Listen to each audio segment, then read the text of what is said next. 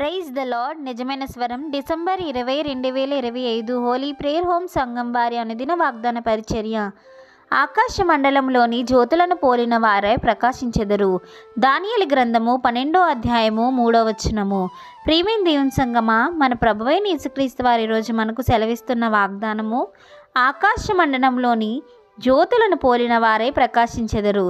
ప్రియమైన దేవుని సంగమా, ఎవరు ఆకాశ మండలంలో జ్యోతుల వలె ప్రకాశిస్తారంటే బుద్ధిమంతులుగా ఉన్నవారు, నీతి మార్గాన్ని అనుసరించి నడుచుకునేవారు.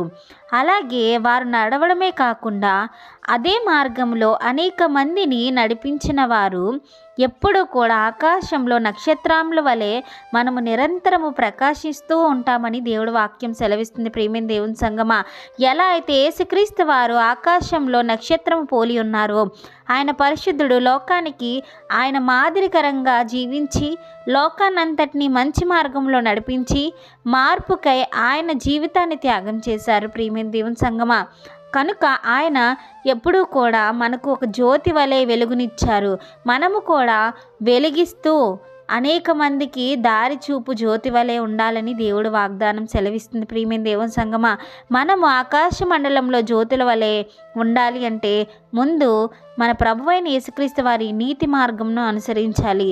మొదట ఆయన నీతిని, ఆయన రాజ్యాన్ని వెతికినప్పుడు మనకు సమస్తము ఆయన దయచేస్తారు. ప్రియమైన దేవుని సంగమా, కనుక మనం ఈ లోకానుసారం జీవితం విడిచిపెట్టి దైవికంగా దేవునికి ఇష్టానుసారమైన జీవితం జీవించాలని మన ప్రభువు కోరుకుంటున్నారు.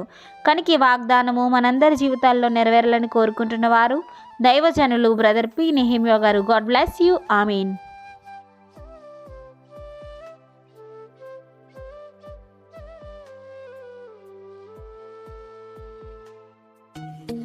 Hi friends, holy prayer home Gajuwaka సంగమ వారు మాట్లాడిన విలువైన దేవుని సందేశములను మీరు వినటానికి మా యొక్క యూట్యూబ్ ఛానల్ హోలీ ప్రేయర్ హోమ్ను సబ్స్క్రైబ్ చేసుకొని పక్కనున్న బెల్ ఐకాన్ క్లిక్ చేయగలరు.